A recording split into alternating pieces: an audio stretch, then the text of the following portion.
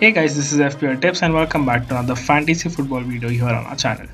In this video, we'll be taking a look on how my team is looking before the season resumes and what are the players I'll be targeting before game week 39. So let's get started. In goal, we have David De Gea. This was one of the transfers I made during the period when PL was suspended. United looked in great form and was defending much better than the start of the season. De Gea averaged 6.2 points in his last 5 matches and kept 4 clean sheets.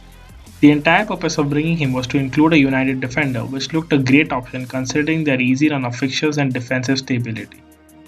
Next in defense, we have no changes.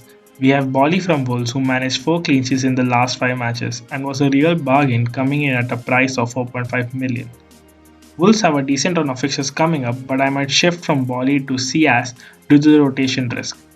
Bolly could be benched or rotated as Wolves have a fully fit squad now and he no longer might be the first choice of their manager. Then we have Egan from Sheffield United priced at 4.6 million. In the last 5 matches, Sheffield United looked unstable defensively, managing only 2 clean sheets. Egan was involved in only 1 goal during that period, but to be fair, I did not expect any attacking returns from him. Sheffield United straight up has a double game week and owning him could prove beneficial for at least game week 39. We could also look at moving him out for Lundstrom in the later stages of the game. Gomez from Liverpool has been a part of my squad since game week 6 and will be continuing for the rest of the season. Liverpool is only 2 wins away from the title and looks like with all the fixture congestion, Liverpool will tend to rotate their squad. Also, another important point to note is that the Premier League has allowed clubs to make 5 substitutions per game. So it could be a pattern where we see more essential players getting subbed off once the match is won. Gomez, on the contrary, in my opinion, would be safe from this rotation as primarily he is a centre back and centre back tend to play in the entire 90 minutes without injuries or a lot of fatigue. Hence his chances of getting subbed are really low and the chances of clean sheets are really high. Soyuncu from Leicester secured 2 clean sheets in his last 5 matches. Leicester's defense has been strong the entire season but have tough fixtures coming up and we could see him going out from my team in the upcoming game week. Kelly remains a bench filler and I don't think he'll start for Crystal once the league resumes. Moving on to the midfield, we have the standard Salah plus Kevin De Bruyne combination. I think both of them are must-have. There are speculations about Salah getting rested once the title is secured. I would say his minutes could be altered but he would start most of the games and later then subbed off. In his last 5 matches, he scored 4 goals and looked in great form. Kevin De Bruyne rather becomes an essential from City since they have a double game week straight up and also that the chances of him being rotated are very low. Hence, he is one of the few safe picks from Manchester City. He too scored a goal and gave a couple of assists in his last 4 matches. Next, we have Cantwell, who was another transfer I made. Norwich is at the bottom of the table and has the most to play for. Investing in the bottom 6 sides could be a good strategy as these are teams who have really something to play for and the players from these teams are at the least rotation risk. They face only 3 top 6 sides in the next 9 fixtures and could be a good cheap differential picks.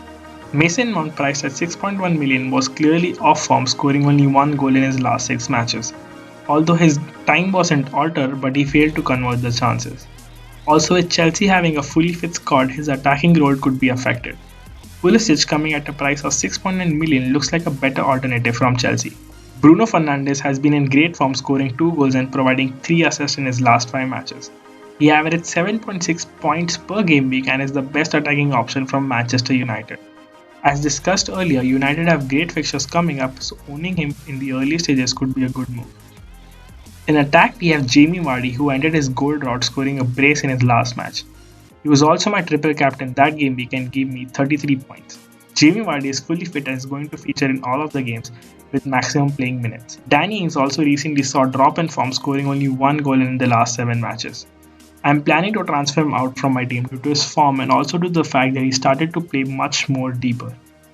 And lastly, we have Jimenez from Wolves. I transferred him in instead of Jota. Wolves, in my opinion, have the best run of fixtures and either owning of Jimenez or Jota is a must.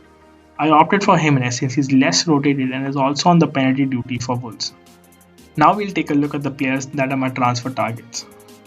Firstly, we have Van Bissaka from Manchester United. As discussed above, United's fixtures are appealing and owning a United defender is a good move. Although a lot of people ask me if they should double or triple upon United's defense. For that I would like to say no. Depending a lot on United's defense could be harmful. Also, if I bring Van Bissaka into my team, I'll be transferring out David De Gea for Pope. Aurier for Tottenham could be back in contention.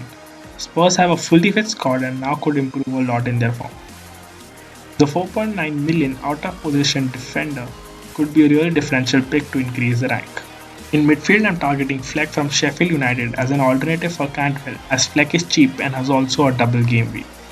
Although he was out of form, but could be a good 1 week punt and later could be a decent bench filler since he's a definite starter for Sheffield United.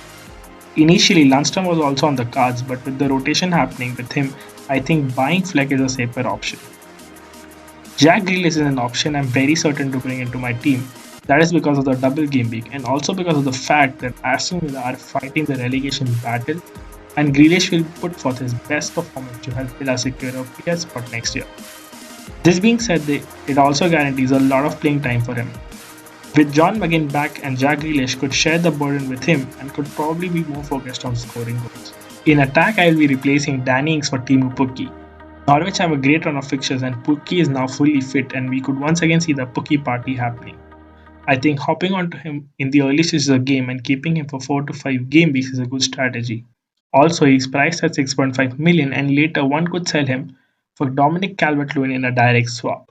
So that's it regarding my team. I'm recording this video on Thursday night, so probably the entire fixture list should be out by now. Depending on the fixtures, I'll be making my moves.